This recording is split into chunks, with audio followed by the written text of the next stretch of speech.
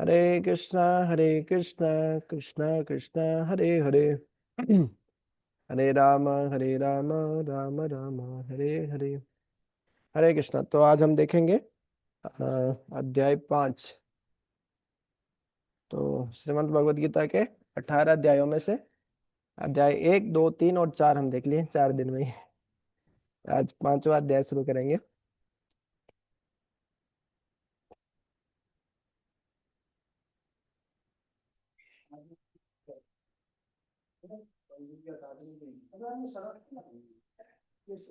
तो इसमें इसमें सबसे पहले एक चीज है कि योगा लेडर जिसको बोलते हैं, योग सीढ़ी, कि किस प्रकार से सबसे नीचे होता है सकाम कर्म, और सकाम कर्म के ऊपर है, सकाम कर्म मतलब कर्मकांड, कर्मकांड के ऊपर सकाम कर्म योग, और उसके ऊपर निष्काम कर्म योग, और उसके बाद में आता है ज्ञान योग, फिर ध्यान योग, और फिर सबसे लास्ट में भक्ति योग। तो ये कल हम देख लिए थे, यहाँ तक देखे थे। ये चौथा अध्याय कर लिए थे पूरा। तो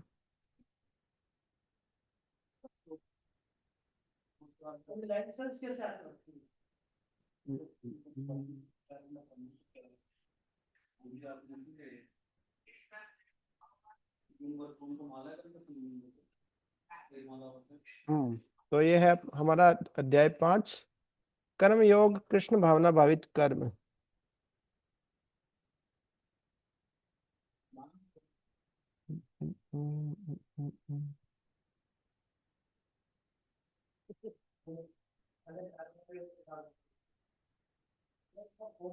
तो इसमें देखते हैं, कल हमने देखा कि ज्ञान योग के बारे में भगवान ने बताया, और उसके बाद में बोला इस योग में स्थिर होके क्या हो, उत्तिष्ठ, हैं, खड़े हो जाओ, लड़ाई करो।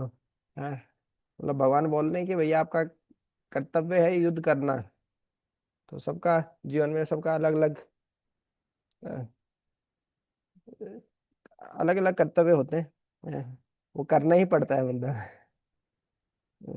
गृहस्थी में फंस गए तो फिर तो करना ही है। तो ब्रह्मचारी के पास छूट होती है, जो चाहे वो कर सकते हैं, मतलब बहुत सारे अवसर है। लेकिन बाहर नौकरी करना तो करना ही है, शरीर निर्वाह भी नहीं कर पाएंगे नहीं तो ये अर्जुन बोल रहे हैं, मतलब हतोत्साहित नहीं कर रहा हूं मैं, डिमोटिवेट नहीं कर रहा। तो अभी देखते हैं भगवान क्या बोल रहे हैं। अर्जुन वाच संन्यासम कर्मणाम कृष्ण पुनर्योगम च संससि यत् श्रियः एतयोः एकम तन्मे ब्रूहि सुनिश्चितम। हम्म, अर्जुन ने कहा, हे कृष्ण, पहले आप मुझसे कर्म त्यागने के लिए कहते हैं और फिर भक्ति पूर्वक कर्म करने का आदेश देते हैं। हम देखते हैं दूसरे अध्याय के बाद में तीसरा अध्याय आता है, उसमें भी यही प्रश्न पूछा था अर्जुन ने।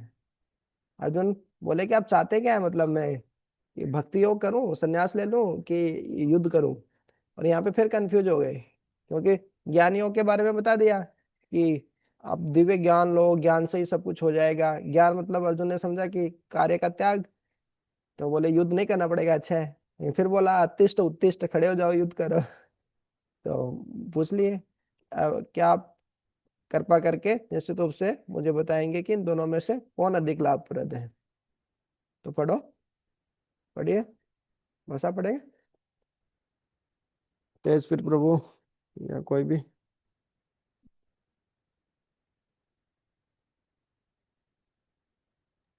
हरे कृष्णा प्रभु जी, दंडवत प्रणाम। दंडवत प्रणाम। अर्जुन वाच संन्यासं कर्मणानां कृष्ण पुनः योगम च संससि श्रेय एतयो एकम तत् में ब्रूहि सुनिश्चितम। अर्जुन ने कहा, हे कृष्ण, पहले आप मुझे कर्म त्यागने के लिए कहते हैं और फिर भक्ति पूर्वक कर्म करने का आदेश देते हैं। क्या आप अब कृपा करके निश्चित रूप से मुझे बताएंगे इन दोनों में से कौन अधिक लाभप्रद है। हम्म अब दूसरा पढ़िए।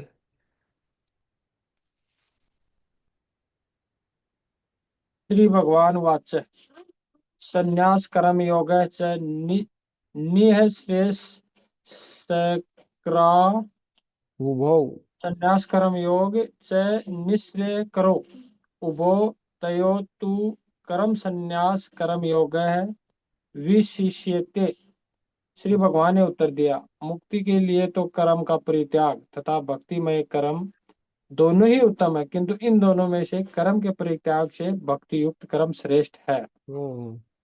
तो जब भी विचार आए मन में कि भाई छोड़ो घर बार है तो होगा नहीं, सब भक्ति होगी नहीं घर पे, या नौकरी छोड़ो, तो फिर यही सोचना है कि भगवान ने क्या उत्तर दिया कि मुक्ति के लिए कर्म का परित्याग तथा भक्ति में कर्म दोनों ही उत्तम है, लेकिन इन दोनों में से कर्म के परित्याग से उत्तम क्या है, भक्ति युक्त कर्म श्रेष्ठ है। मतलब कर्म का परित्याग नहीं करना चाहिए, हमारा जो कर्तव्य है उसको नहीं छोड़ना चाहिए। उससे अच्छा है कि हम भक्तिमय तरीके से, है ना, हमारा कर्तव्य करें। अब भक्ति में वो तो मुश्किल जाता है भक्ति में करना, लेकिन प्रयास करना ही चाहिए जितना हो पाए। हम्म, तो भक्ति में कर्म करना श्रेष्ठ है। कर्म को छोड़ नहीं सकते, मतलब ऐसे नहीं कि हम खाली बैठ जाएंगे, ऐसा वो संभव नहीं है। ठीक है, आगे पढ़ते हैं, पढ़िए। ये है स नित्य सन्यासी, ये है न द्वेषति न कांक्षति निर्द्वंद है। ही ही महाबाहु सुखम बंधात प्रमुच्यते। जो पुरुष न तो कर्म फल से ग्रहण करता है और न कर्म फल की इच्छा करता है, वह नित्य सन्यासी माना जाता है। हे महाबाहु अर्जुन, ऐसा मनुष्य समस्त द्वंद्वों से रहित होकर भाव बंधन को पार कर पूर्ण मुक्त हो जाता है। हम्म। तो कर्म फलों से गणना नहीं करता और न कर्म फल की इच्छा करता है, न कांक्षति। हाँ, तो कर्म करो फल की इच्छा मत करो, वो भी सही है। कर्म करो फल की इच्छा मत करो है। तो जो पुरुष न तो कर्म फलों से घृणा करता है और न कर्म फल की इच्छा करता है, वह नित्य सन्यासी बन जाता है। वही जो निष्काम योगी है वो सन्यासी, वही वो भी सन्यासी ही है। निष्काम निष्काम कर्म योगी है, वो भी सन्यासी ही है। जैसे नौकरी कर रहे हैं लेकिन कर्म फलों से घृणा नहीं करेंगे, नफरत भी नहीं करेंगे, और कर्म फल की इच्छा भी नहीं करेंगे, मतलब उसे आसक्त नहीं होंगे, मतलब। हाँ, तो वो नित्य सन्यासी बन जाता है, वो सन्यासी ही है, मतलब वो भले ही वो आर्मी का ड्रेस पहना हो, सीआरपीएफ की ड्रेस पहनी हो। हे महाबाहु अर्जुन, ऐसा मनुष्य समस्त द्वंद्वों से रहित होकर भव बंधन को पार कर पूर्णतया मुक्त हो जाता है। हाँ, किस राग और द्वेष जो द्वंद्व से मुक्त हो गया, वो सन्यासी ही है वो। भले वो पैंट शर्ट में भी हो सकता है, वो आर्मी के ड्रेस में भी हो सकता है ना, पुलिस के ड्रेस में भी हो सकता है, कुछ भी हो सकता है, उससे उससे वो मैटर नहीं करता है। वो मतलब अपना जीवन कैसे जीता है, उसकी चेतना कैसी है, उसका विचार कैसा है, ये महत्वपूर्ण है। तो वह नित्य सन्यासी जाना जाता है। हे महाभाव अर्जुन, ऐसा मनुष्य समस्त द्वंद्वों से रहित होकर भव बंधन से को पार कर पूर्णतया मुक्त हो जाता है। हम्म। तो द्वंद्व में हम फंसे रहते हैं, या तो बहुत ज्यादा आसक्ति हो जाती है, या एकदम नफरती हो जाती है।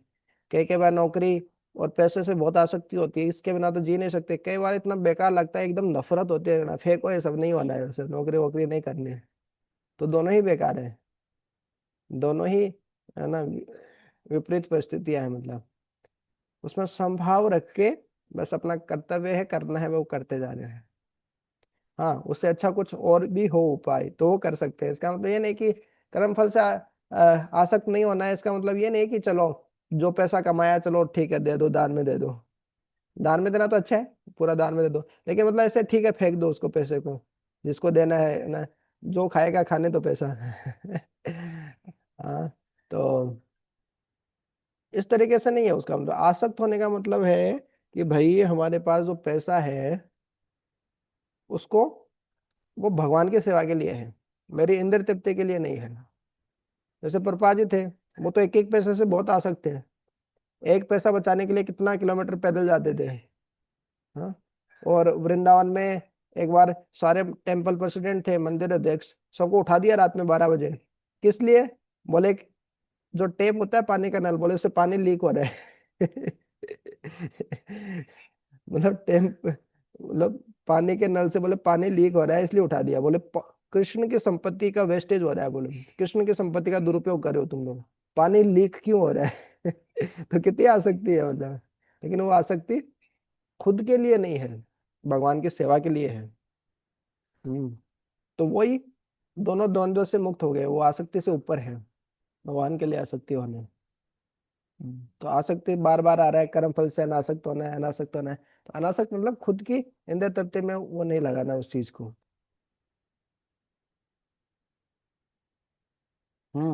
नेक्स्ट।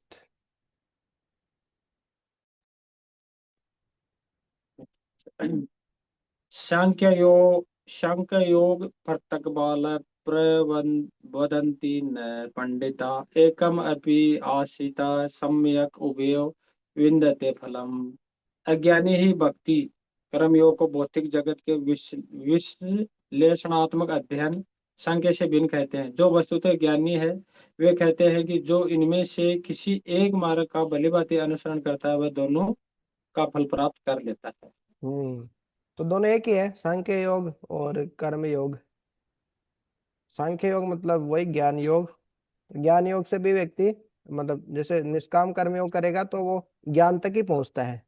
निष्काम कर्म, जब फल से आसक्त नहीं होता व्यक्ति तो धीरे धीरे ज्ञान अपने आप आ जाता है उसके पास में।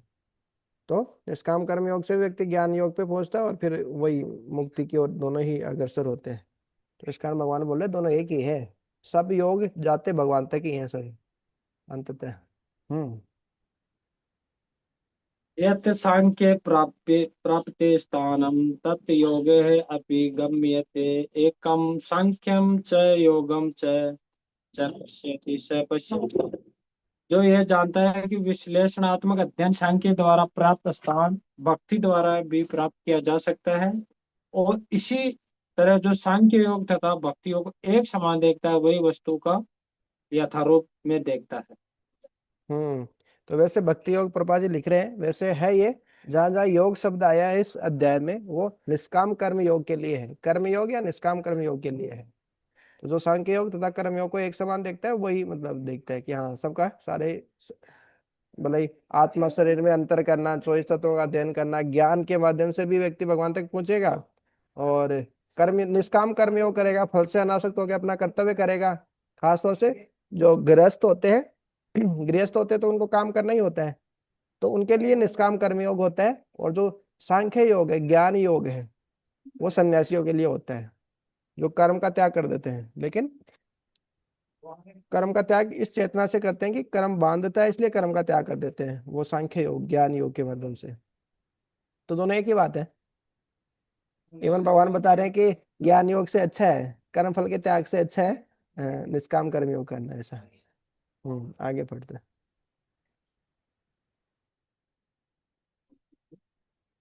सन्- संन्यास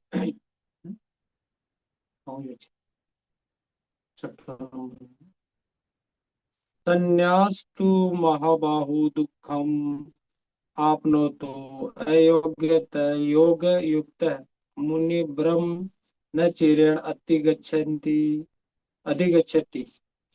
भक्ति में लगे बिना केवल समस्त कर्मों का परित्याग करने से कोई सुखी नहीं बन सकता, परंतु में लगा हुआ विचारवान व्यक्ति शीघ्र ही परमेश्वर को प्राप्त कर लेता है। दो शब्द आए यहाँ पे, योगतः अयोग। हम्म। संन्यासस्तु महामाओ, हे महाबाहु, हे बलिष्ठ भुजाओं वाले अर्जुन को बोल रहे हैं, मोटिवेट कर रहे हैं कि भैया कमजोर नहीं हो, तुम भी शक्तिशाली व्यक्ति हो। तो समस्त कर्मों का केवल परित्याग कर देंगे, चलो हम नौकरी नहीं करेंगे, ये भी काम नहीं करेंगे, वो भी नहीं करेंगे, लेकिन हाँ, भक्ति भी नहीं करेंगे। हम्म। योगतः भगवान से भी नहीं जुड़ेंगे, भक्ति भी नहीं करेंगे, भगवान से जोड़कर कुछ कार्य नहीं करेंगे, तो दुखम आप तुम, ऐसा मतलब जो अ, कर्म का जो त्याग करता है ऐसा सन्यासी क्या करता है, दुख को ही प्राप्त करता है। लेकिन जो भगवान से जुड़कर कार्य करता है वो क्या होता है, न अचिरेण अधिगच्छति। हाँ, चिर समय नहीं लगता, चिर काल नहीं लगता, वो तुरंत ही शीघ्र ही क्या होता है, वो भगवान को प्राप्त करता है इस तरीके से। ब्रह्म अधिगच्छति, ब्रह्म मतलब भगवान को प्राप्त करता है इस तरीके से। तो भक्ति के बिना मतलब कर्मों का त्याग करना भी मतलब कोई मतलब नहीं है उसका, है ना, खाली वो कष्ट देता है, दुख देता है। लेकिन भगवान को जोड़कर इस तरीके से कार्य करना, उससे क्या होता है, ब्रह्म अचिरेण अधिगच्छति। आगे पढ़ते हैं नेक्स्ट। योग युक्त विशुद्ध आत्मा विजित आत्मा जितेन्द्रिय सर्वभूत आत्मा भूत आत्मा कुर्वन् अपि न लिप्यते। जो भक्ति भाव से कर्म करता है, जो विशुद्ध आत्मा है और अपने मन तथा इंद्रियों को वश में रखता है, वह सबों को प्रिय होता है और सभी लोग उसे प्रिय होते हैं। ऐसा व्यक्ति कर्म करता हुआ भी कभी बनता नहीं। हरि बोल। तो जो योग युक्त है, योग में जुड़ा हुआ है, भगवान से जो जुड़ा हुआ है, वो क्या विशुद्ध आत्मा होता है। विजित आत्मा, आत्मा मतलब मन, मन पे वो विजय प्राप्त कर लेता है, आत्म संयमी होता है। जीत इंद्रिय है, इंद्रियों पे जीत, इंद्रियों को जीत लेता है।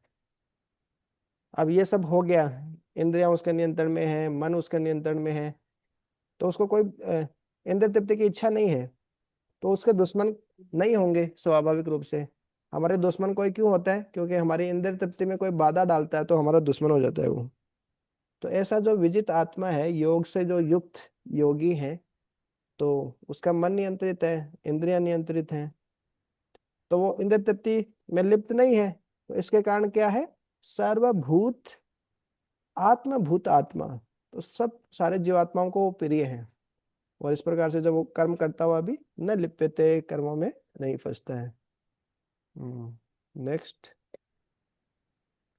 न एव किंचित करोमि इति युक्तः मन्यते तत्त्ववित् पश्यन् श्रवन् स्पृशन् जिघ्रन् अंशन् गच्छन् स्वपन् स्वसन् प्रलम्बन् विसृजन् गृह्णन् उन्मिषन् उन्मिषन् निमिषन् अपि इन्द्रियाणि इन्द्रियार्थेषु वर्तन्ते इति धारयन्। दिव्य भावना अमृत युक्त पुरुष देखते सुनते स्पर्श करते सूंघते खाते चलते फिरते सोते तथा श्वास लेते हुए भी अपने अंदर में सदैव ये जानता रहता है कि वास्तव में वह कुछ भी नहीं करता। बोलते त्यागते ग्रहण करते या आंखें खोलते बंद करते हुए भी वह यह जानता रहता है कि भौतिक इंद्रिय अपने अपने विषय में प्रवृत्त है और वह इन सब से पृथक है। हम्म तो ये अनुभूति का विषय है, मतलब व्यक्ति देख रहा है, सुन रहा है, स्पर्श कर रहा है। हम्म श्रवण स्पर्शन जिघ्रन अश्नन गच्छन स्वपन स्वसन, सब सारे कार्य कर रहा है व्यक्ति। लेकिन वो देख क्या देख पा रहा है, भौतिक इंद्रियां अपने अपने विषयों में लगी हुई हैं, लेकिन वह उनसे अलग है। वो इंद्रियां नहीं है, वो इंद्रियों से अलग है, मन से अलग है, बुद्धि से अलग है। हम्म तो ये अनुभूति का विषय है। जैसे हमने देखा था, प्रकृति क्रियमाणानि गुणे कर्माणि सर्वश है। हाँ, कि सारे कार्य के कौन करता है, प्रकृति के गुण करवाते हैं। प्रकृति के गुण मतलब व्यक्ति का स्वभाव। तो व्यक्ति अपने स्वभाव के अनुसार कार्य करता है, प्रकृति के गुण ही व्यक्ति से कार्य करवाते हैं। लेकिन व्यक्ति सोचता है कि नहीं, मैं करता हूँ। जैसे एक अच्छी एक अच्छा उदाहरण है, उसके माध्यम से, उपमा के माध्यम से समझ लेंगे। जैसे सीआरपीएफ में अभी आप बॉर्डर पे खड़े हैं, बॉर्डर पे तो नहीं, अंदर ही रहते सीआरपीएफ तो, चलो नक्सलियों के पास में खड़े हैं, और तेजवीर प्रभु और, हाँ, और मान लीजिए तेजपाल प्रभु, दोनों वहां पे खड़े हैं, तेजवीर और तेजपाल प्रभु खड़े हैं, दोनों ही बंदूक लिए खड़े हैं एकदम। जैसे ही नक्सली निकल के आया कि वो बम ब्लास्ट करने वाला है ना, तेजपाल प्रभु ने शूट कर दिया उसको, है ना, मर गया वो। और तेजवीर प्रभु भी वहीं पे खड़े थे, ऐसे बंदूक लिए उसी पोजीशन में खड़े हैं। अब तेजवीर प्रभु को लगा कि, बाकी सब लोगों को लगा कि तेजवीर प्रभु ने मारा है इसको लेकिन मारा किसने, तेजपाल प्रभु ने मारा है। तो तो ऐसा ही वास्तव में हमारे साथ में होता है। मतलब जीवात्मा के साथ में होता है। जीवात्मा खाली डिजायर करता है, वो इच्छा करता है, और काम कोई और ही करता है। मतलब जैसे तेजवीर प्रभु ने कुछ नहीं किया, तेजपाल प्रभु ने गोली मारी, तो उस तरीके से हाँ कार्य उसने किया। हाँ, प्रकृति के गुणों ने किया, वो खाली इच्छा करता है। उसी तरीके से हम कोई कार्य नहीं करते वास्तव में। हम आत्मा है और आत्मा कोई कार्य नहीं करती। कितना इंटरेस्टिंग है ना। मतलब हम आत्मा है और आत्मा कोई कार्य नहीं करती, अभी आगे आएगा इसमें। हम केवल डिजायर करते हैं, इच्छा करते हैं। हाँ? बाकी प्रकृति के तीन गुण, प्रकृति क्रियमाणानि गुणे कर्माणि, वो प्रकृति के तीन गुण सारे कार्य करवाते हैं। तो इस प्रकार से ये होता है। ठीक है, आगे बढ़ते हैं। ब्रह्माणि आद्याय कर्माणि संगम त्यक्त्वा करोति यह लिप्यते न स पापेन पदम पत्रम इव अम्सा। जो व्यक्ति कर्म फलों को परमेश्वर को समर्पित करके आसक्ति रहित होकर अपना कर्म करता है, वह पाप कर्मों में उसी प्रकार अप्रभावित रहता है जिस प्रकार कमल पत्र जल से अस्पर्शे रहता है। कितनी बढ़िया एनालॉजी दी ना, कितनी बढ़िया उपमा दी है। कि देखिए कमल का पत्ता है, वो पानी में रहता है, लेकिन पानी पानी से अस्पर्श से रहता है, पानी टिकता नहीं उस पर। उसी प्रकार से एक भक्त है, एक योगी है, वो रहता भौतिक जगत में ही है, करते भी सारा काम है, लेकिन वो कर्मों के बंधन में फंसता नहीं है। क्यों? क्योंकि आसक्ति रहित होकर वो अपना काम करता है, खुद के लिए वो काम नहीं कर रहा है। भले देखने में लगे कि वो सारा काम कर रहे हैं, अरे ये तो भौतिकवादी व्यक्ति से भी ज्यादा मतलब वो लग रहा है कि आसक्त है, पैसा भी कलेक्ट कर रहा है, ये भी कर रहा है, वो भी कर रहा है, सारा काम करेगा वो, लेकिन वो खुद के लिए नहीं कर रहा, भगवान की सेवा के लिए वो कार्य कर रहे हैं। तो वो पाप कर्मों से अप्रभावित रहता है, जिस प्रकार से कमल पत्र जल से स्पर्श रहता है। हम्म। तो ऐसा व्यक्ति। कायन मनसा पढ़िए। कायन मनसा बुद्धिया कैवल्य इंद्रिय अपि योगिन कर्म कुर्वन्ति संगम त्यक्त्वा आत्म सुदयते सुदये। योगी जन आसक्ति रहित होकर शरीर मन बुद्धि तथा इंद्रियों के द्वारा भी केवल शुद्धि के लिए कर्म करते हैं। तो अस्पर्श कैसे रहते हैं? आसक्ति रहित होकर शरीर मन बुद्धि तथा इंद्रियों के द्वारा, ये कायन न काया के द्वारा, शरीर के द्वारा, मनसा मन के द्वारा, बुद्धिया बुद्धि के द्वारा, केवल है इंद्रिय, केवल इंद्रिय मतलब केवल इंद्रियों के द्वारा, इस पर जोड़ दिया है, इंद्रियों के द्वारा। क्यों? ज्ञानी होता है वो इंद्रियों का उपयोग नहीं करता है, लेकिन निष्काम कर्म योगी होता है वो इंद्रियों के द्वारा भी, है ना, सेवा करता है, कार्य करता है, तो ज्यादा अच्छा है।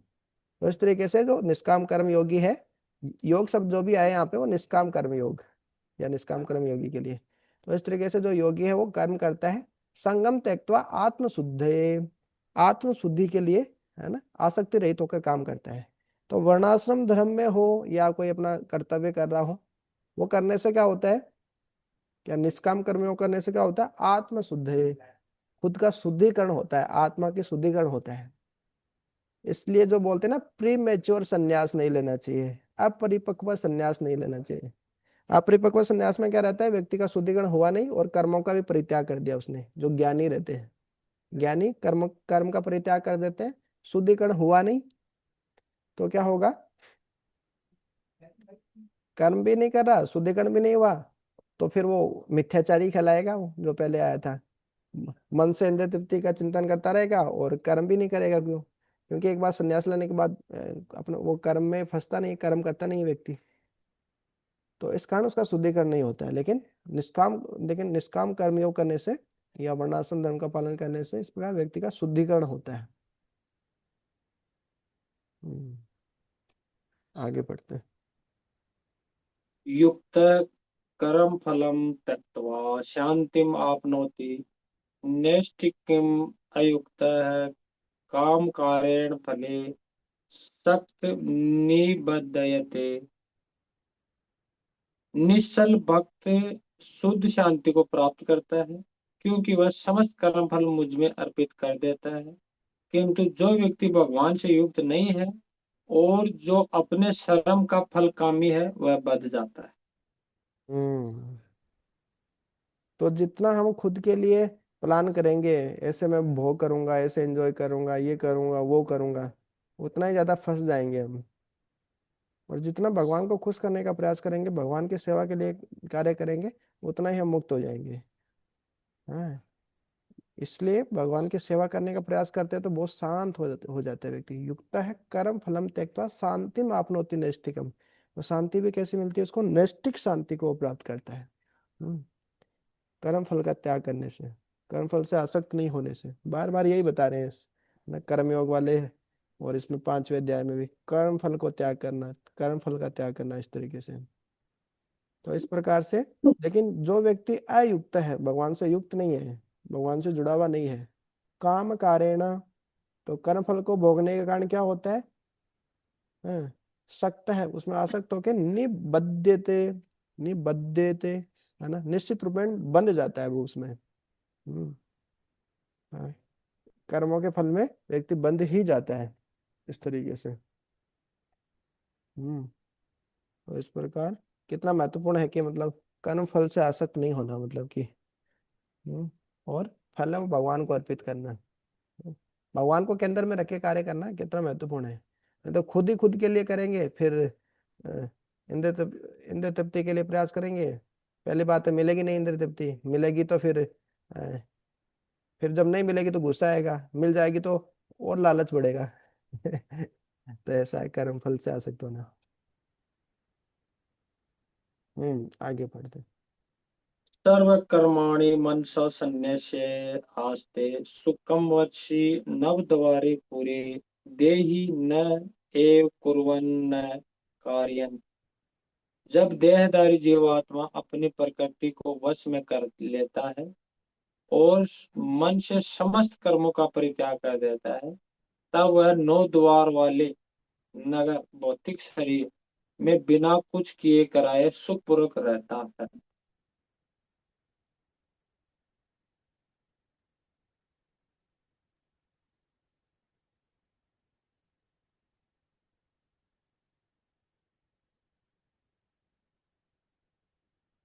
ये ठीक है। हम्म। तो ये वही बताया इसमें कि सर्वकर्माणि मनसा संन्यास्य आस्ते सुखम वसी। हम्म। जब देहधारी जीवात्मा अपनी प्रकृति को वश में कर लेता है, अपने स्वभाव को वश में कर लेता है, मन इंद्रियम बुद्धियों को वश में कर लेता है, तो क्या होता है? मन से समस्त कर्मों का परित्याग कर देता है।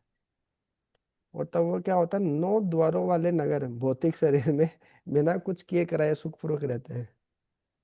तो हमारे शरीर क्या है? 9 द्वार, 9 द्वार है। 7 ऊपर मुख, ऊपर ही है 7 तो। 2, 4, 6 और 7, और 2 नीचे हैं द्वार, गेट। तो 9 द्वारे पूरे देही, तो ऐसी नगरी है हमारा शरीर, ऐसा नगर है जिसमें 9 गेट है। तो उसमें व्यक्ति कैसे सुखपूर्वक रह सकता है? जब वो अपनी प्रकृति को वश में कर लेता है। लेकिन व्यक्ति का स्वभाव नहीं बदलता है ना, उस स्वभाव को वश में करना बड़ा मुश्किल है। भक्ति करने के बाद भी स्वभाव नहीं बदल रहा है। धीरे धीरे लेकिन बदलता तो है, भक्ति से ही बदल सकता है। आगे पढ़ते हैं। न कृत्यत्वं न कर्माणि लोकस्य सृजति प्रभु न कर्मफल संयोग स्वभावः तु प्रवर्तते।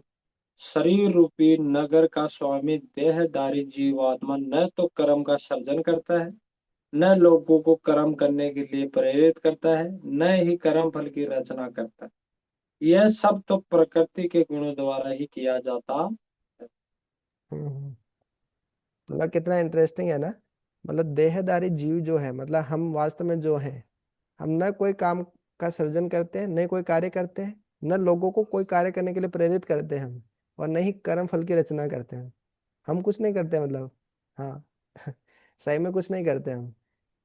हाँ? सब प्रकृति के 3 गुण करवाते हैं। प्रकृति है क्रियमाणानि गुणे कर्माणि सर्वस्व। जैसे अभी उदाहरण देखा ना, मतलब बंदूक भी कोई और लिए हैं, चला भी हो रहा है, शूट भी वो कर रहा है, और लोग आके, है ना, फिर पकड़ेंगे हमको इस तरीके से। तो इस तरीके से केवल जीवात्मा इच्छा करता है, बाकी प्रकृति मतलब व्यक्ति कार्य नहीं करता। प्रकृति के 3 गुण कार्य करवाते हैं, और नहीं हम दूसरे लोगों को कर्म करने के लिए प्रेरित कर सकते हैं। कैसे? तो प्रकृति के 3 गुण ही दूसरे लोगों को, हम इच्छा कर सकते हैं लेकिन फिर भी प्रकृति के 3 गुण ही दूसरे लोगों को कार्य कराने के लिए प्रेरित करते हैं। नहीं हम कर्मफल की रचना करते हैं, हम कार्य ही नहीं करें तो कर्मफल की रचना कैसे करेंगे?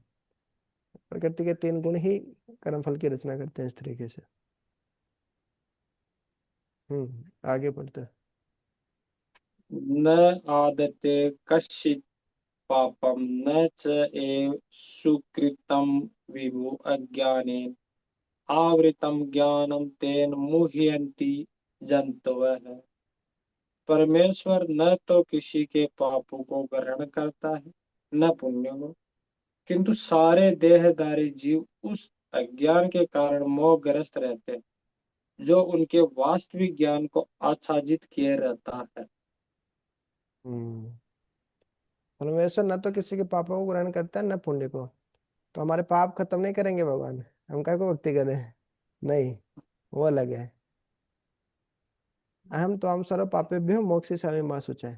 ये है सामान्य भाषा में कि भगवान पाप और पुण्य से ऊपर है। भगवान को लोगों के पाप और पुण्य से कोई लेना देना नहीं है। लोग पाप और पुण्य भोग रहे हैं, सुख और दुख भोग रहे हैं अपने अपने कर्मों के कारण। तो कर्मों के कारण भोग रहे हैं, भगवान उसमें कोई किसी कोई वो नहीं करते, उसमें बीच में कोई बाधा नहीं डालते। लेकिन कोई भक्त बन जाता है तो फिर उसके कर्मों के साथ छेड़छाड़ होता है। भगवान उसके पाप पुण्य दोनों नष्ट कर देते हैं इस तरीके से। तो सामान्यतः क्या होता है, परमेश्वर न तो किसी के पापों को ग्रहण करते हैं न पुण्य को, किंतु सारे देहधारी जीव उस अज्ञान के कारण मोहग्रस्त होते हैं जो उनके वास्तविक ज्ञान को आच्छादित के रहते हैं। हाँ, सब कोई भगवान से संबंध पता नहीं है, क्या करना चाहिए जीवन में, तो इस प्रकार से अज्ञान रहता है तो उससे व्यक्ति ढका रहता है। हाँ, जैसे जैसे कई बार हमारा जो कांच होता है उस पर पूरी मिट्टी चढ़ जाती है ना। कोयला राख से कई बार है ना, कोयले से पूरा ढक जाता है व्यक्ति। हाँ, तो उसको असली स्वरूप पता ही नहीं व्यक्ति कैसा है पूरा इस तरीके से। तो जब ज्ञान मिलता है व्यक्ति, इसलिए ज्ञान बहुत जरूरी है। मतलब पता तो हो क्या सही है क्या गलत है, करना तो बाद में, कम से कम पहले पता तो होना चाहिए, इसलिए ज्ञान बहुत जरूरी है। आगे पढ़ते हैं।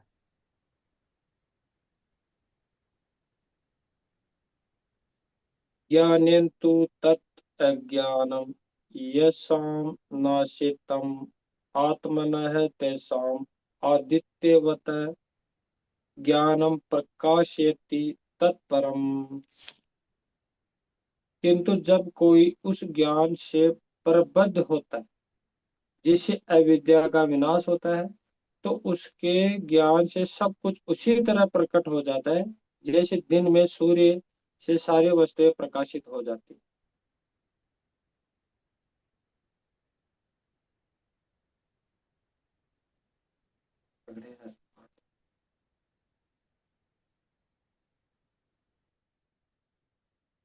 हम्म, तो अज्ञान ही हमारे इस भौतिक जगत में रहने का कारण है।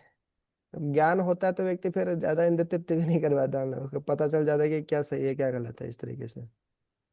तो जब व्यक्ति ज्ञान से प्रबुद्ध होता है तो उसमें अविद्या का विनाश हो जाता है, और उसके ज्ञान से सब कुछ उसी तरह प्रकट हो जाता है जिस बार सूर्य से सारी वस्तुएं प्रकाशित हो जाती है। जब सूर्य आ जाता है, प्रकाश होता है, तो सब चीजें यथारूप में दिखने लग जाती है, जैसी हैं वैसे दिखने लग जाती हैं। लेकिन जब जब तक सूर्य नहीं है तब तक ज्ञान नहीं है, तब तक क्या, सब अंधेरा ही है मतलब। सब, हाँ, क्या सही है क्या गलत है, अरे कौन सी चीज कहाँ रखी है, कौन सी चीज क्या है, वो कुछ पता नहीं चलता है मतलब। इस तरीके से ज्ञान में जीवात्मा रहती है।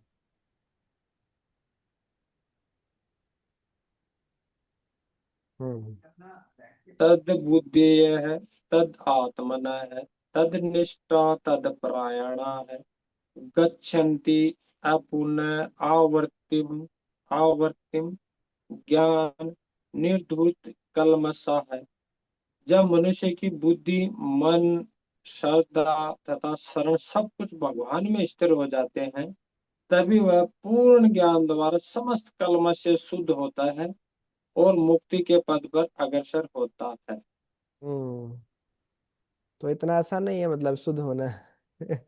अपनी बुद्धि को शास्त्र पढ़ने में, मन को जप करने में, अपना श्रद्धा है, श्रद्धा रखना पड़ता है। उस शरण को सब कुछ भगवान में लगा देते हैं, स्थिर कर देते हैं, भक्तों में, भगवान में, गुरु साधु शास्त्र में। तभी क्या होता है, तभी ज्ञान मिलता है, वो अनुभूति होती है उसकी। तो फिर पूर्ण ज्ञान द्वारा समस्त कलमश से व्यक्ति शुद्ध हो जाते हैं और मुक्ति के पथ पर अग्रसर होते हैं।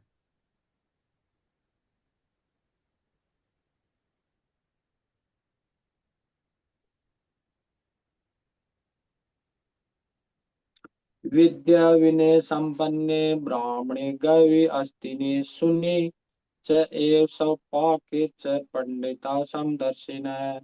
विनम्र साधु पुरुष अपने वास्तविक ज्ञान के कारण एक विद्वान तथा विनीत ब्राह्मण, गाय, हाथी, कुत्ता तथा चांडाल को समान दृष्टि समभाव से देखते हैं। हम्म। तो सब जैसे गाय है सत्वगुण में है, हाथी रजोगुण, कुत्ता तमोगुण, तो इस तरीके से है अलग अलग गुण में, लेकिन सबको समान भाव से देख रहे हैं। क्यों? आत्मा के स्तर पे देख रहे हैं। हाँ। तो सम तो इस तरीके से देख पा रहे हैं कि सब भगवान के ही अंश है। ये बहुत मुश्किल है मतलब सबको। इस कारण क्या वो किसी को मारेंगे नहीं, किसी हर हर किसी के प्रति दया का भाव उनके अंदर रहता है कि हाँ सब तो भगवान के ही अंश है, वास्तव में तो मेरे ही तो है ना बंधु हैं, इस तरीके से। तो इस तरीके से हाँ ये है विद्या का लक्षण, विद्या ददाति विनयम। जो विद्या आएगी मतलब उसका लक्षण क्या है, वो विनम्र हो जाएगा। हम्म। हाँ तो ऐसा व्यक्ति समदर्शिना होता है, सबको समभाव से देख पाता है। जब भगवान के अंदर में रहेंगे तभी सभी जीवों से व्यक्ति प्रेम कर सकता है, नहीं तो संभव ही नहीं है मतलब। वो रिलेट ही नहीं कर पाएगा मतलब। वो सोचेगा कि यहाँ क्यों मतलब हमारा क्या संबंध है मतलब, मैं उसके साथ क्यों मतलब इतना इतना कुछ क्यों करूं मैं। मतलब मैं तेजवीर प्रभु को जानता ही नहीं, मतलब कौन है क्या है, मैं क्या मतलब ये सब करने का इस तरीके से है। लेकिन जो व्यक्ति भक्त बन जाता है वो देखते हैं कि हाँ सब जीवात्मा तो भगवान की ही संतान है, सबका हमसे संबंध है। तो फिर वो हाँ सबको समान दृष्टि से देख पाता है, सबकी सेवा करने का प्रयास करता है इस तरीके से। हम्म। इह एव ते जितः सर्ग यसाम साम्ये स्थितम मनः निर्दोषम ही समम ब्रह्म तस्मात् ब्रह्माणि ते स्थिता है। जिसके मन एक तत्व तथा समता में स्थित है, जी इन्होंने जन्म तथा मृत्यु के बंधनों को पहले से ही जीत लिया है। वे ब्रह्म के समान निर्दोष है और सदा ही ब्रह्म में स्थित रहते हैं। ब्रह्म मतलब पर ब्रह्म भगवान, भगवान के समान ही निर्दोष हैं और सदा भगवान में ही आध्यात्मिकता में ही स्थित होते हैं। जिनके मन एकत्व तथा समता में स्थित है, वही द्वंद्व में मतलब फंसता नहीं है। और सुख दुख में एक व्यक्ति भाई, एक व्यक्ति है, उसके अकाउंट में अचानक से करोड़ करोड़ रुपए आ गए। वो अचानक से चला जाता है, बहुत पार्टी करता है, बहुत डांस करता है, डांस करते करते हार्ट अटैक आ जाता है उसको। ज्यादा खुश हो गए हैं। तो इस प्रकार से क्या मतलब कि जो द्वंद्व है उसमें व्यक्ति फंस जाता है, बहुत ज्यादा खुश हो जाएगा, बहुत ज्यादा दुखी हो जाएगा व्यक्ति, है ना, छलांग ही लगा देगा, सुसाइड ही कर लेगा। तो इस तरीके से द्वंद्व में एक समान रहना बड़ा मुश्किल काम है। लेकिन जो इस तरीके से हो जाता है वो क्या होता है, जन्म तथा मृत्यु के बंधनों को पहले ही जीत लिया उसने। हाँ, और क्यों क्यों भगवान के समान है ना, ये भगवान के गुण उन्होंने, ये योगी के गुण उसने विकसित कर लिए हैं। इस तरीके से ब्रह्म के समान निर्दोष है और सदा ब्रह्म में ही स्थित रहते हैं। हम्म। न प्र न प्रहस्यते प्रियम प्राप्य न उद्विजेत प्राप्य च अप्रियम। स्थिर बुद्धि असमूढ़ है ब्रह्मवित् ब्रह्माणि स्थित है। जो न तो प्रिय वस्तु पाकर हर्षित होता है और न अप्रिय को पाकर विचलित होता है। जो स्थिर बुद्धि है, जो मोह रहित है और भगवत विद्या को जानने वाला है, वह पहले से ही ब्रह्म में स्थित रहता है। हम्म। तो हमारे साथ क्या होता है कि प्रिय वस्तु हमको जो अच्छी लगती है वो मिल जाती है तो हम खुश हो जाते हैं। जो चीज हमको अच्छी नहीं लगती तो फिर हम दुखी हो जाते हैं, ये कैसे हो गया मेरे जीवन में, ये सब क्यों आ गया। हमको सुबह जल्दी उठना अच्छा नहीं लगता है, हम दुखी हो जाते हैं, यार क्यों उठा दिया मेरे को सुबह सुबह जल्दी। लेकिन हाँ, जो इनमें स्थिर बुद्धि से जो रहता है, जो अ, दुख भी है, दुख को भी तथ्य अनुकंपाम सुसमीक्ष मानो, दुख को भी देखता है, अरे ठीक है मेरे ही कर्मों का फल है, ये भी भगवान की कृपा है, चलो ठीक है, और कोई उपाय नहीं है। तो तांस तितिक्षु भारत, सहन ही करना पड़ेगा। जो सहन करता है दुख को भी, है ना, और सुख में भी देखता है, अरे भगवान की कृपा से मिल रहा है ना, ज्यादा इंद्रिय तृप्ति में पागल नहीं होना इस तरीके से। तो जो इस प्रकार से स्थिर बुद्धि वाला है, वो मोह रहित तथा भगवत विद्या को जानने वाला है, वो पहले से ही ब्रह्म में स्थित है, वही मतलब असली ज्ञानी है, ब्रह्मण स्थित। हम्म। बाह्य स्पर्शेषु असक्त आत्मा विन्दति आत्मनि यत् सुखम सह ब्रह्म योग युक्त आत्मा सुखम अक्षयम अश्नुते। ऐसा मुक्त पुरुष भौतिक इंद्रिय सुख की ओर आकृष्ट नहीं होता, अपितु सदैव समाधि में रहकर अपने अंदर में आनंद का अनुभव करता है। इसी प्रकार स्वरूप सिद्ध व्यक्ति परब्रह्म में एकाग्रचित होने के कारण असीम सुख भोगता है। हम्म। तो बार बार बोले इंद्रिय तृप्ति नहीं करनी चाहिए बाहर, है ना, जो भगवान को छोड़कर कोई और सुख भोग विलास में लिप्त नहीं होना चाहिए, बार बार यही पॉइंट आ रहा है, कर्म फल से आसक्त नहीं होना चाहिए। लेकिन वो संभव नहीं है, मतलब वो तभी संभव है जब कोई उसको परम दृष्टवा नहीं वर्तते, कोई हायर टेस्ट मिल रहा हो, मतलब बाहर का सुख छोड़ेगा, मतलब अंदर से कुछ सुख मिलना चाहिए तभी तो छोड़ पाएगा, नहीं कब तक छोड़ेगा बनावटी तरीके से, है। अपने अंतर में आनंद का अनुभव करता है, सदैव समाधि में रहकर अपने अंतर में आनंद का अनुभव करता है, यह है ना, विन्दति आत्मनि यत सुखम। आत्मनि, खुद के अंदर सुख को विन्दति, है ना, आनंद करता है वो। अ, मैं, हाँ, सह ब्रह्म योग युक्त आत्मा सुखम अक्षयम अश्नुते, अक्षय सुख है वो महसूस करता है, फील कर पाता है, उसकी अनुभूति कर पाता है वो। अक्षय मतलब जो कभी नष्ट नहीं होने वाला सुख है, जो दिव्य सुख है उसकी अनुभूति करता है योगी, तभी तो बाहर के भोग विलास छोड़ पाता है वो। तो जब तक ये अंदर से टेस्ट नहीं आता, भगवान से कनेक्शन नहीं होता है ना, वाईफाई नहीं जुड़ता है ना, एंटीना नहीं जुड़ता है, तब तक क्या है ना कि मतलब बहुत संघर्ष करना पड़ता है व्यक्ति को। लेकिन जब भगवान से कनेक्शन हो जाता है, धीरे धीरे भक्ति में प्रगति करता है व्यक्ति, तो क्या होता है कि बाहर के भोग छोड़ना उसके लिए आसान हो जाता है इस तरीके से। क्यों? क्योंकि वो अंदर से सुखम अक्षयम अश्नुते, अक्षय सुख की अनुभूति कर पा रहा है इस तरीके से। कैसे? ब्रह्म योग युक्त आत्मा, है ना, ब्रह्म में एकाग्रता के द्वारा, भगवान में ध्यान करके, भगवान की कथाओं में, भगवान की लीलाओं में, भगवान के नाम जप में, अलग अलग भगवान से संबंधित गतिविधियों में वो सुख की अनुभूति कर पा रहा है, इसलिए बाहर का जो है जो सुख है वो छोड़ पा रहा है इस तरीके से। इसमें ये यमुनाचार्य का भी बताया, कि किस प्रकार यमुनाचार्य थे, वो बहुत बड़े राजा थे, बहुत सारी पत्नियां थी उनकी, बहुत कुछ था। लेकिन जब वो भगवान की प्राप्ति के लिए जब चले जाते हैं तो वो बोलते हैं कि मेरे को इतना आनंद मिल रहा है भगवान की भक्ति में, कि मेरे को जब भी भौतिक भोग के बारे में चिंतन होता है तो मेरा मुख है, क्या होता है, मुख में विकार आता है, थू, क्या है, भौतिक भोग में क्या ही मजा है। तो इतना उनको, है ना, हायर टेस्ट मिलता है भगवान से जुड़ने से, भगवत प्रेम में, है ना, ये इतना आनंद है भगवान की सेवा में। तो इस प्रकार से वो बताते हैं। हम्म। ये ही संस्पर्श जा भोगा है, दुख है, योनिय है, एव ते आदि अंतवत है, कौन ते न ते सुरमते बुद्ध है।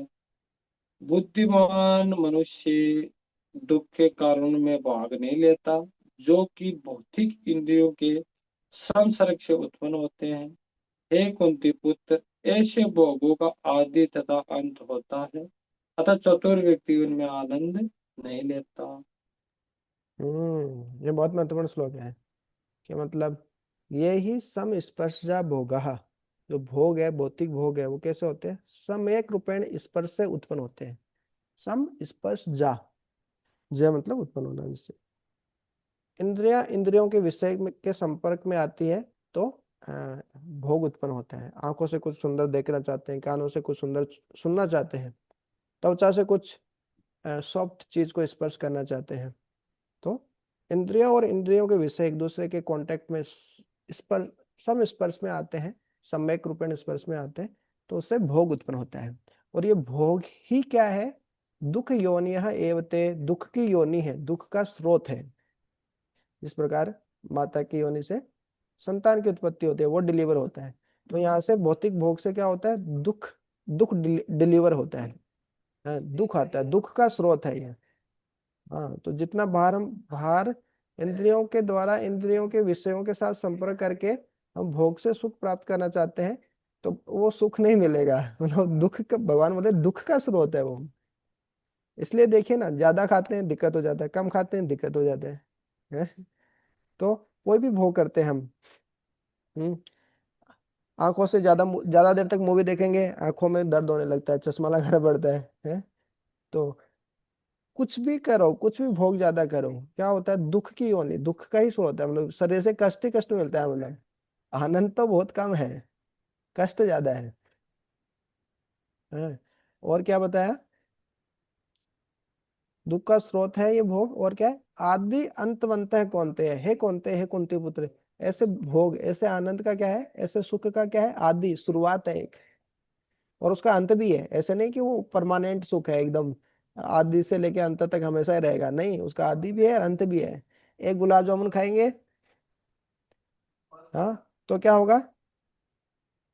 तुरंत आदि शुरुआत है, उसमें मजा आया, एक खाया, दो खाया, तीन खाया, उसके बाद उसका अंत हो जाता है, फिर मजा नहीं आता है, फिर है ना, लिमिट हो जाती है पूरी।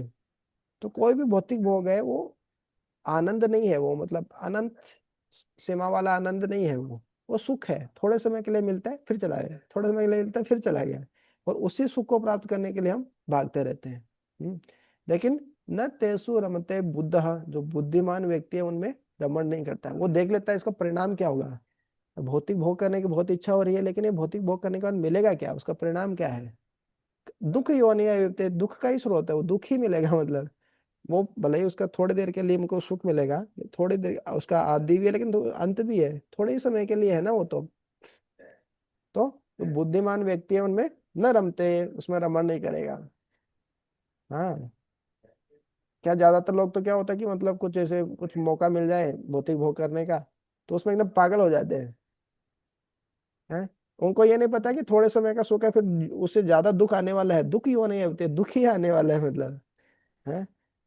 तो इस प्रकार से जो बुद्धिमान मनुष्य है वो नहीं, उसमें रमण नहीं करता, क्योंकि उसको पता है इसका आदि है, अंत है, थोड़ी देर का ही सुख है, मतलब ये उसके बाद तो दुख ही दुख है, मतलब लंबे समय तक। हम्म तो इसमें प्रभुपाद जी ये भी बता रहे हैं, रमन्ते योगिनो अनंते सत्यानंदे चिदात्मनि, कि योगी लोग अनंत सुख की अनुभूति करते हैं, जैसे हम देख रहे थे, और कल भी देखेंगे ध्यान योग वाले उसमें अध्याय में भी देखेंगे।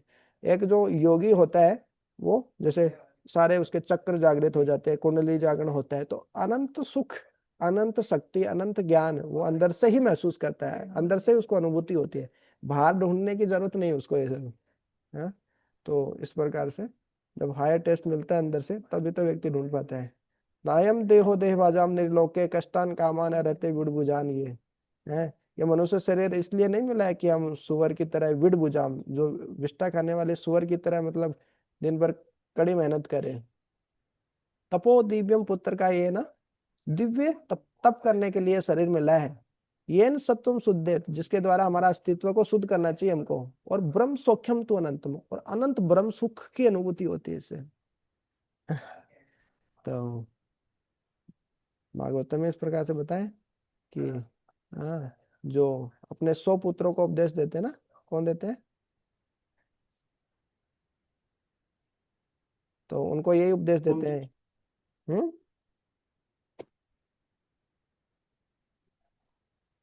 ऋषभ देव, ऋषभ देव देते हैं अपने 100 पुत्रों को कि बेटा, ये जो मनुष्य शरीर मिला है ना, ये इंद्र तृप्ति करने के लिए नहीं मिला। मतलब जो सुअर विष्ठा खाने वाले सुअर की तरह बहुत दिन भर गधे की तरह मेहनत करने के लिए नहीं मिला है।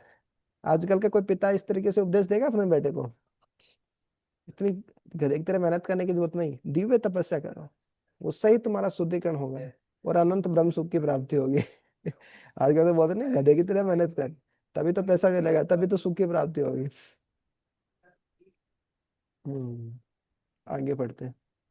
शक्नोति इह एव यः सोढ़म प्राक् प्राक् शरीर विमोक्षणात् काम क्रोध उद्भवम वेगम स युक्त सह सुखी नरः।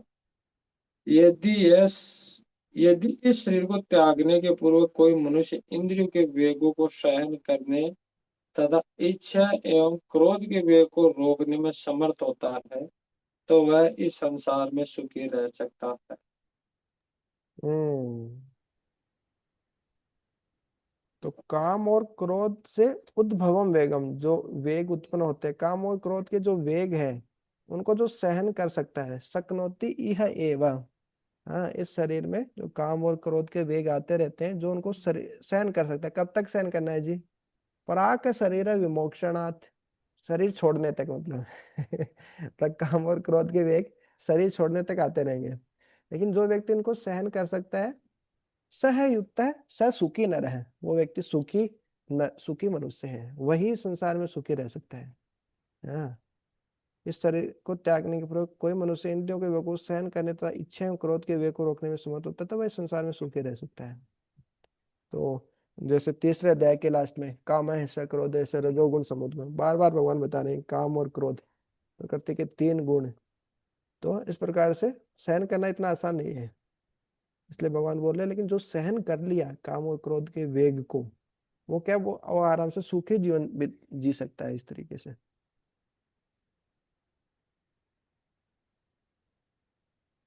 हम्म ये अंत सुख अंत आराम तथा अंत ज्योति एवं यह सह योगी ब्रह्म निवारणम ब्रह्म भूत अधिगच्छति।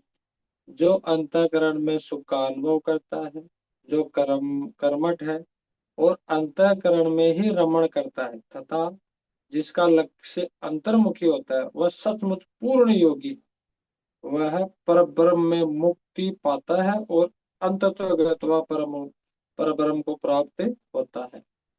हम्म तो काम और क्रोध के उद्भवम वेगम, जो वेग उत्पन्न हो रहा है, उसको नियंत्रित कैसे करेंगे भाई? उसको नियंत्रित ऐसे ही कर पाएंगे जब व्यक्ति क्या, अंतःकरण में सुख का अनुभव ढूंढेगा। जैसे जैसे आजकल वैसे कर रहे हैं, जैसे प्राणायाम करते हैं, भ्रामरी करते हैं, है ना, तो ब्रेन का मसाज हो जाता है, अंतःकरण का सुख है वो। हालांकि है मतलब मन से संबंधित ही, लेकिन वो भी एक तरीके से दिव्य है। और भगवान का नाम जप करना, भगवान की कथा सुनना, तो ये सब क्या है, अंतःकरण में व्यक्ति सुख का अनुभव कर रहा है, धीरे धीरे अनर्थों पर जैसे जैसे लगाम लगाता है। हाँ, जैसे जैसे अनर्थ कम होते जाते हैं, अनर्थ कम कैसे होंगे? जैसे काम वासना, जैसे काम ही है, काम कम कैसे होगा? जब प्रेम बढ़ेगा, काम का उल्टा प्रेम होता है, प्रेम ही तो काम में बदलता है।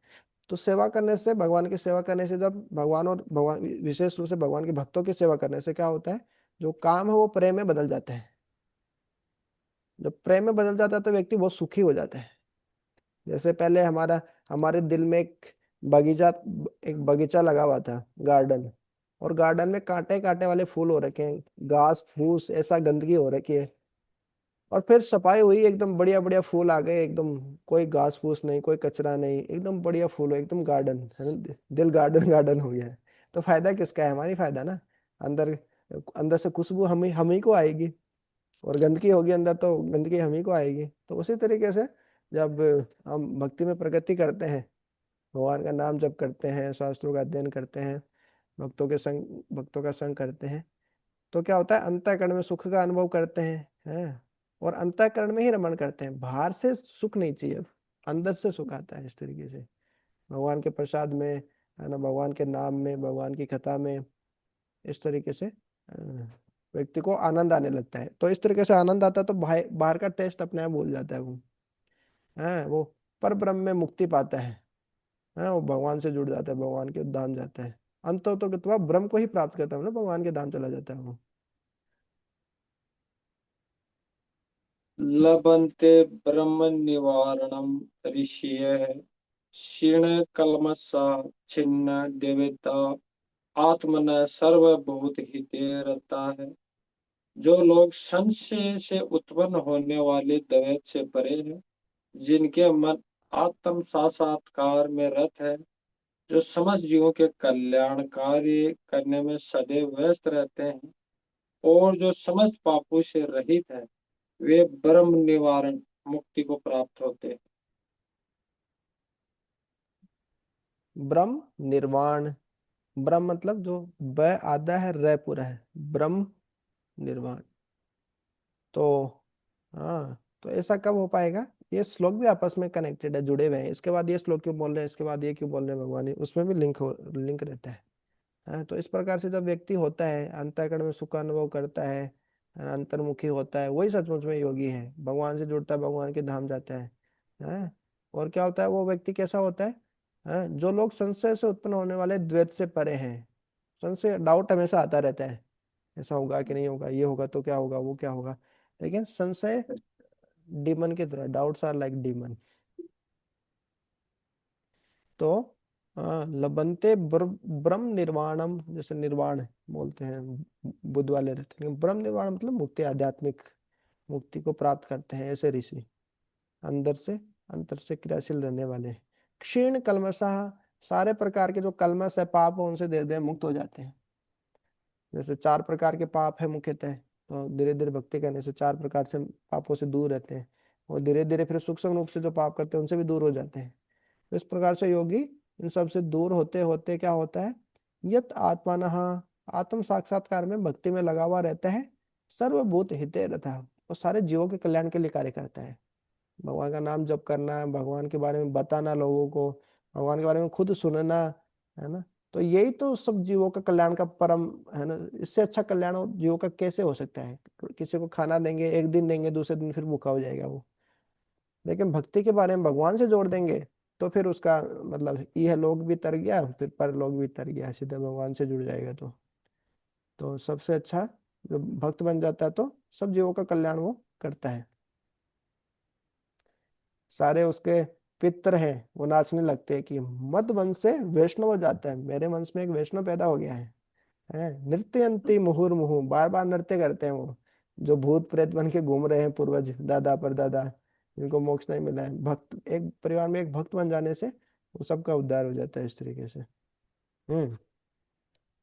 काम क्रोध विमुक्तानां यतीनां यत चेतसानां यद चेतसाम् अभितः परम निवारणम वर्त वर्तते विदित आत्मना।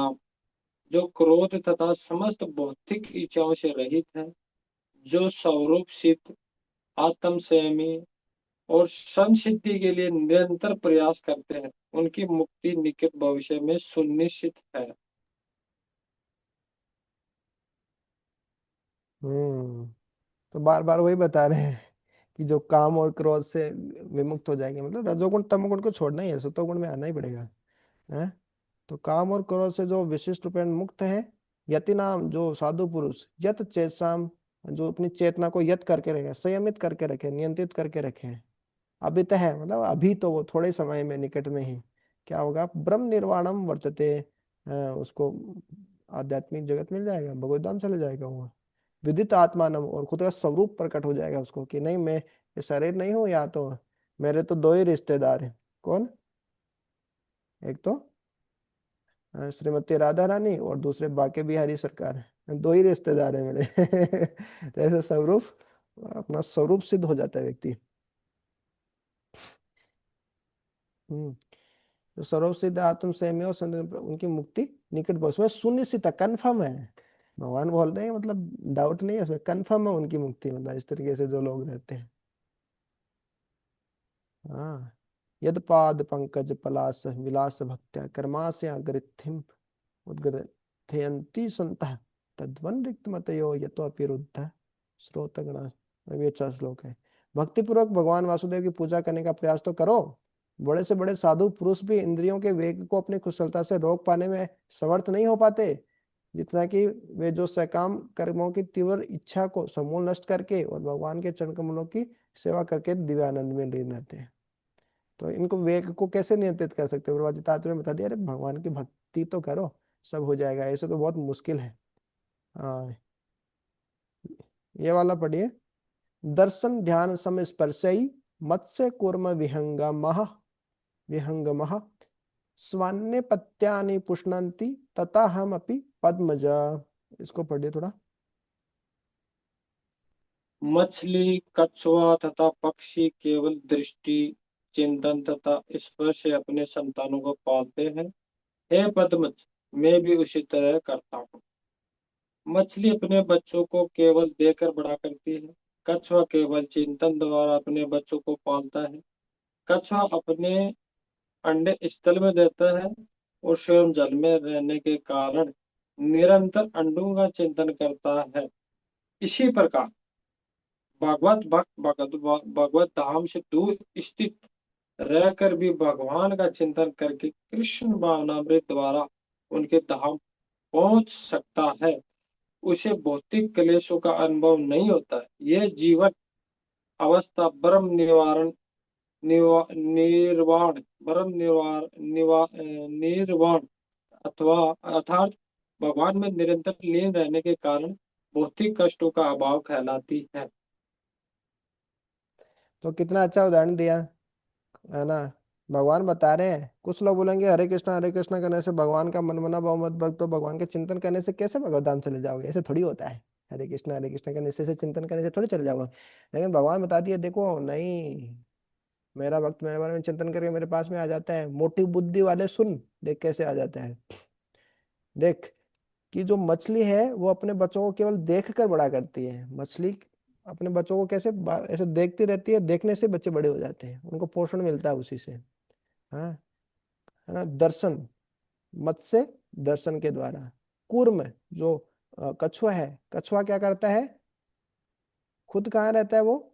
देखिए, कछुआ अपने अंडे स्थल में देता है। कछुआ जो अंडा देता है वो जमीन पर देता है। कछुआ जमीन पर और पानी में दोनों जगह रहता है, लेकिन अंडा वो जमीन पर देता है और खुद रहता है पानी में है। और पानी में रहते रहते अंडों का चिंतन करता है, खाली सोचता है, चिंतन करता है, उसी से वो अंडा बड़ा हो जाता है। वो बच्चा विकसित हो जाता है। चिंतन नहीं करेगा तो वो विकसित नहीं होगा वो अंडा।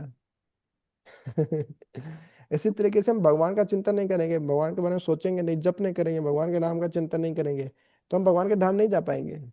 भगवान बोल रहे हैं, जिस प्रकार से कछुआ अपने बच्चे का चिंतन करता है पानी में रह के, भले ही वो अंडे उधर उधर पड़ा है, लेकिन चिंतन करने से वो बच्चा बड़ा हो जाता है। उसी प्रकार से भले ही मैं भगवत धाम में बैठा हूँ और जीव है भौतिक जगत में बैठा है, लेकिन वो यदि मेरा चिंतन कर रहा है तो उधर भगवत धाम आ जाएगा वो भी। कितना बढ़िया बताया है। और सम स्पर्श से, सम्यक रूपेण स्पर्श करने से क्या होता है? विहंगमा, जो पक्षी है अपने बच्चे को सहलाते हैं, जैसे स्पर्श करते हैं, उससे अंडा बड़ा होता है, फिर वो अंडा फूटता है, बच्चा निकलता है चिड़िया का वगैरह वगैरह ऐसा। तो उसी प्रकार से भगवान बोल रहे हैं, स्वन्य पत्यानि पुष्णंती। उसी तरीके से है पद्मज, है कमल के फूल से उत्पन्न होने वाले, मतलब ब्रह्मा जी को बोल रहे हैं, मैं भी उसी तरह करता हूँ। कोई भक्त मेरा चिंतन कर रहा है कहीं बैठ के, लेकिन मैं भगवत धाम में बैठा बैठा भी उस तरीके से उसकी मैं देखभाल करता हूँ मैं। कितना बढ़िया। उसे भौतिक क्लेशों का अनुभव नहीं होता। कष्ट आते हैं भक्त के जीवन में भी, लेकिन कष्टों को सहन करने की क्षमता मिल जाती है। कितना अच्छा है। अभी देखिए, अभी क्या था, सबसे पहले भगवान ने बताया निष्काम कर्म योग करो। भाई आप अपने कर्म से आसक्त है, भाई मेरे को ये काम करना ही है, तो वो कर्म करो, लेकिन फल भगवान को दे दो। हाँ, फल कितना भगवान को देंगे?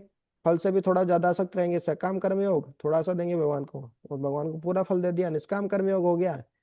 फिर उससे ऊपर है ज्ञान योग। हाँ, निष्काम कर्म योग में व्यक्ति हो सकता है भगवान को जाने ही नहीं, वो एक फल को एक हायर कोज के लिए, आध्यात्मिक कारण के लिए वो ऐसे अर्पित कर देता है। उसको नहीं पता ब्रह्म है कि भगवान परमात्मा है कि कृष्ण ही भगवान है, ऐसा। फिर आता है ज्ञान योग। ज्ञान योग में व्यक्ति जानता है कि हाँ ब्रह्म, ब्रह्म ज्योति को श्रेष्ठ मानते हैं, तो ब्रह्म में जाने का प्रयास करता है, तो दिव्य ज्ञान वाला हमने देखा। उसके बाद में भी योगी आएगा, ध्यान योगी, ज्ञान योग के ऊपर ध्यान योग। ध्यान योग में व्यक्ति परमात्मा की पूजा करता है हृदय में परमात्मा के रूप में। तो अब ये परमात्मा के ध्यान योग के 2 श्लोक आ गए हैं, क्योंकि दूसरा अध्याय है वो ध्यान योग के बारे में ही है वो। हम्म, तो ये 2 श्लोक ध्यान योग के बारे में परमात्मा का, और फिर आ जाएगा भक्ति योग इस तरीके से। हम्म। इस स्पर्श स्पर्शान कृत्वा बहि बाह्यान चक्षुः च एव अंतरिक्ष भूर्वो प्राण अपानो समो कृत्वा नाच अभ्यंतर चारिणो यत इंद्रिये मन है बुद्धि है मुनि है मोक्ष परायण है विगत इच्छा भय क्रोध यह सदा मुक्त एव सह समस्त इंद्रिय विषयों को बाहर करके दृष्टि को बाहु के मध्य में केंद्रित करके प्राण तथा अपान वायु को नथुनों के भीतर रोककर और इसी तरह मन इंद्रियों और तथा बुद्धि को वश में करके जो मोक्ष को लक्ष्य बनाता है, वह योगी इच्छा भय तथा क्रोध से रहित हो जाता है। जो निरंतर इस अवस्था में रहता है वह अवश्य ही मुक्त है। तब ध्यान योग के बारे में बताना शुरू कर दिए भगवान। निष्काम कर्म योग बता दिए, ज्ञान योग बता दिए, सांख्य योग जो होता है, और अभी ध्यान योग पर आ गए। उसके बाद में भक्ति योग बताएंगे। तो ये ध्यान योग में व्यक्ति कैसे, है ना, बाहों के बीच में, है ना, यहाँ पे ध्यान केंद्रित करता है, अपने प्राणवायु को नियंत्रित करता है, जो हम श्वास लेते हैं उसको नियंत्रित करता है, मन बुद्धि इंद्रियों को वश में करता है, मोक्ष को लक्ष्य बनाता है। ऐसा योगी इच्छा भय तथा क्रोध से रहित हो जाता है। हाँ, तो ध्यान योग के बारे में भी बता रहे हैं भगवान। अभी सबसे महत्वपूर्ण श्लोक, लास्ट का श्लोक, प्रपात जिसको बोलते हैं पीस फॉर्मूला, शांति का सूत्र। सबको शांति चाहिए, तो शांति का सूत्र ये है जी। भोक्ताराम यज्ञ तपस्यानाम सर्वलोक महेश्वरम सुहृद सर्वभूतानां ज्ञात्वा माम शांतिम ऋच्छति। मुझ समस्त यज्ञों तथा तपस्याओं का परम भोक्ता, समस्त लोकों तथा देवताओं का परम ईश्वर एवं समस्त जीवों का उपकारी एवं हितैषी जानकर मेरे भावना अमृत से पूर्ण पुरुष भौतिक दुखों से शांति लाभ करता है। तो बहुत अच्छा बताया। भगवान बोल रहे हैं कि आप मेरे को इस तरीके से जानेंगे, भोक्ताराम यज्ञ तपस्याम, जितना भी यज्ञ करते हैं तपस्याएं करते हैं सबका भोक्ता, सबको एंजॉय करने वाला मैं ही हूँ। सर्वलोक महेश्वरम, सारे जितने भी लोक है सबका महेश्वर, महाईश्वर, सबको नियंत्रित करने वाला मैं ही हूँ। कई कई बार हमको डाउट होता है, अरे भगवान कुछ कर रहे हैं कि नहीं कर रहे, भगवान का नियंत्रण है। अरे भगवान के बिना कुछ नहीं होता है, भगवान के आदेश से ही सब नियंत्रित हो रहा है। जब हम सोचने लगते हैं कि नहीं मैं नियंत्रित कर रहा हूँ, मैं करूंगा, तो फिर शांति नहीं मिलेगी। हाँ, जब हम नियंता बन जाते हैं, करता है मिट्टी मन्यते बन जाते हैं कि नहीं मैं सब नियंत्रित कर रहा हूँ। हाँ, आप माध्यम है, भगवान की इच्छा के अनुसार कार्य करेंगे तो बहुत अच्छा होगा, लेकिन आप ही करता है मतलब ऐसे मानेंगे आप ही, मतलब हम ईश्वर हैं, छोटे छोटे नियंता हैं हम, लेकिन महेश्वर नहीं है, महेश्वर तो भगवान ही है। तो जब हमको पता चलेगा कि भगवान सारे लोगों के महा सब कुछ वही नियंत्रित कर रहे हैं, भगवान पे भी छोड़ना चाहिए कभी कुछ है, कि हाँ भगवान सब नियंत्रित कर रहे हैं, भगवान का भजन कर रहे हैं, भगवान ही संभालेंगे, तो इस तरीके से जो व्यक्ति सोचता है तो शांति मृच्छति, शांति प्राप्त करते हैं। अरे भगवान सब पूरा ब्रह्मांड देख रहे हैं, सबको संभाल रहे हैं, लेकिन मेरे को संभालेंगे कि नहीं संभालेंगे, वो तो बड़े निर्दयी लगते हैं, कई कई बार इतना दुख दे रहे हैं, इतना कुछ दे रहे हैं, संभालेंगे कि नहीं संभालेंगे। अरे नहीं, भगवान क्या है, सूर्यधम सर्वभूता नाम, सारे जीवों के सूर्यध है, बहुत अच्छा चाहने वाले हैं। एक होते हैं बंधु, रिश्तेदार में भाई, भाई होता है, मित्र दो होते हैं, है ना। एक होता है बंधु, एक होता है मित्र, मतलब सोशल फ्रेंड्स, सामाजिक हमारे दोस्त जो होते हैं। एक होता है सुहृद, हाँ, आध्यात्मिक रूप से अच्छा चाहने वाले, है ना, जो हमारा सुप्रीम फ्रेंड है, जो जिसको बोल सकते हैं आप, है। तो जो सर्वोच्च सबसे अच्छे जो हमारे मित्र हैं वो है भगवान। भगवान कभी नहीं छोड़ते। सुअर भी बन जाएंगे तो सुअर में भी हमारे साथ परमात्मा के रूप में रहेंगे भगवान। हाँ, भले ही इनएक्टिव सुप्त अवस्था में हो, है ना, भक्त बन जाते तो वे जागृत अवस्था में परमात्मा के रूप में रहते हैं। लेकिन भगवान कभी साथ नहीं छोड़ते, सूर्यधम भगवान ही है सारे जीवों के। इस प्रकार से भगवान को जो जो जो जान लेता है वो शांति को प्राप्त करता है। भगवान बार बार बोल रहे हैं संशय मत करो, डाउट मत करो, मैं हूँ तुम्हारे साथ रहता हूँ, परमात्मा के रूप में भी रहता हूँ, मेरा चिंतन करोगे मेरे पास आओगे। भगवत गीता में कितने बार बताए, बार बार बता रहे हैं, फिर भी हमको विश्वास नहीं होता भगवान पर। तो यह है पीस फॉर्मूला, शांति को कैसे प्राप्त करेंगे। अब हम जानेंगे कि भाई हम भोक्ता नहीं है। समस्या कब होती है, हम कंट्रोलर बनना चाहते हैं, हम भोक्ता बनना चाहते हैं। नहीं नहीं, भगवान भोक्ता नहीं है सारे यज्ञ तपस्या का, मैं भी तो भोगता हूँ ना। मैं छोटा छोटा भोक्ता हूँ तो क्या हुआ, लेकिन इंजॉयर तो हूँ, मैं भी तो इंजॉय करूंगा, मजे करूंगा। हाँ, हम मैं भी तो चीजों को नियंत्रित करूंगा। मेरा मेरा मैं भी तो स्वामित्व जताऊंगा मेरा। हाँ, जब शमशान मेरा क्या आता है, हालांकि जब शमशान किसी को अपने ही सगे संबंधी को जाते हैं, अरे ये भी शरीर छोड़ दिया, अरे कुछ भी नहीं रखा जीवन में तो, हाँ, सबका राम नाम सत्य ही होना है। तो कुछ समय के लिए वैराग्य आता है, लेकिन फिर भूल जाते हैं। हाँ, फिर से सोचते हैं नहीं मैं ही तो मजे करूंगा, मैं ही तो एंजॉय करूंगा इस तरीके से, मैं ही तो भोगता, मैं तो नियंता हर चीज का। हाँ, हम भगवान को भूल जाते हैं, इस कारण हमको शांति नहीं मिलती। तो शांति का सूत्र क्या है, हम भगवान को समझ पाते हैं, भगवान को जान पाते हैं हमारे जीवन में, तो हमको शांति मिलती है। इस तरीके से इसका हम तात्पर्य पढ़ लेते हैं, फिर ये खत्म हो जाएगा।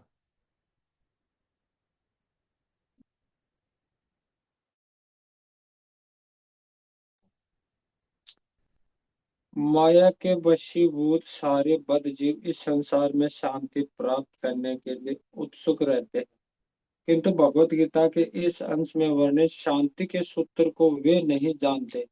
शांति का सबसे बड़ा सूत्र यह है कि भगवान कृष्ण समस्त मानवीय कर्मों के भोक्ता है।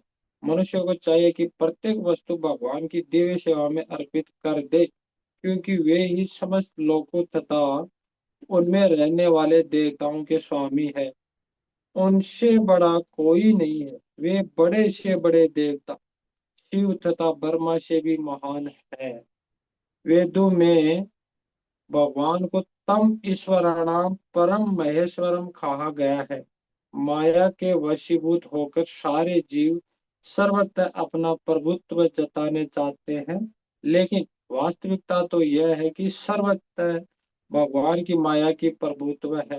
भगवान प्रकृति माया के स्वामी है और बद्ध जीव प्रकृति के कठोर अनुशासन के अंतर्गत है।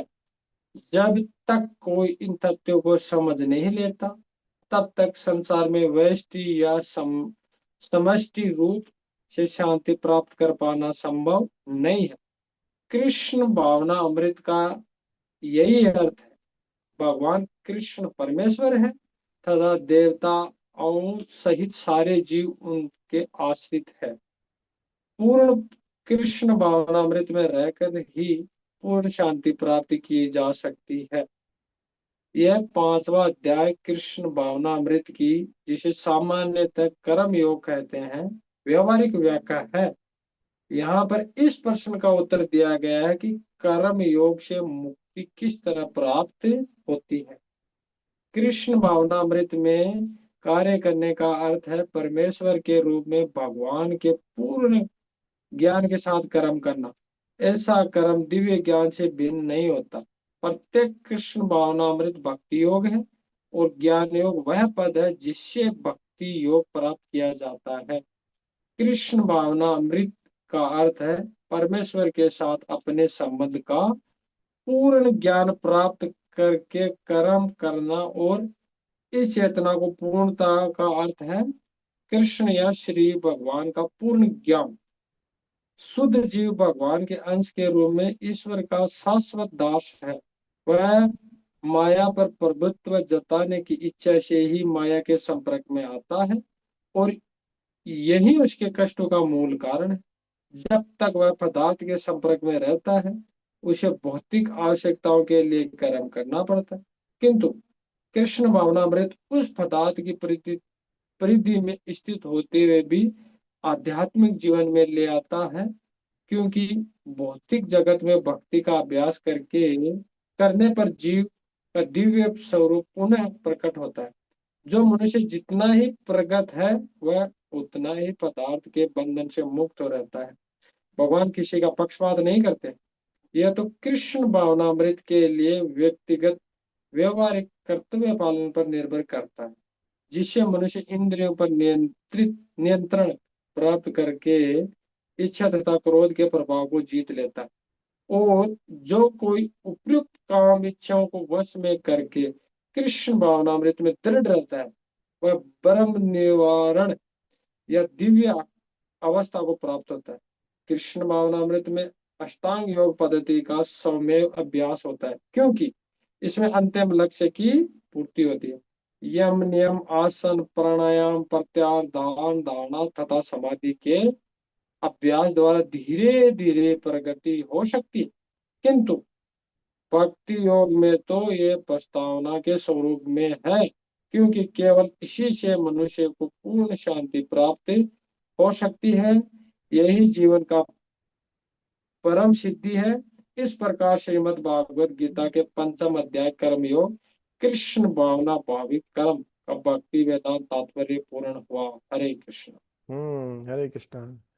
तो हाँ, ये है पीस फॉर्मूला, शांति का सूत्र। हर कोई शांति ढूंढना चाह रहे हैं। प्रभुपाद जी बोले समष्टि या व्यष्टि रूप में, इंडिविजुअली या कलेक्टिवली आप बात करें, व्यक्तिगत रूप से आपको शांति चाहिए या समाज में शांति चाहिए, पूरे संयुक्त राष्ट्र में शांति चाहिए, तो वो ये सूत्र पता होगा तभी होगा। भोक्ताराम यज्ञ तपसाम सर्वलोक महेश्वरम सुहृदम सर्वभूतानाम ज्ञात्वा माम शांति मृच्छति। हाँ, तो इस तरीके से हमारा पांचवा अध्याय समाप्त होता है। पांचवें अध्याय में हमने क्या क्या देखा, यही है। इसको जस्ट एक बार समराइज कर देते हैं।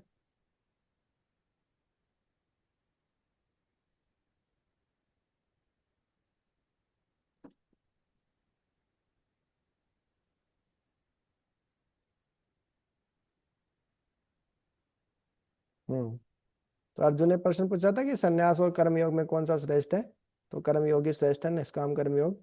फिर कर्मयोग की तुलना, फिर भी कर्मयोग करना आसान है, संन्यास थोड़ा कठिन है, पतन का चांस ज्यादा रहता है। फिर निष्काम कर्मयोग के बारे में बताए कि इसको किस प्रकार से व्यक्ति को बंधन से मुक्त कर देता है निष्काम कर्मयोग। हाँ,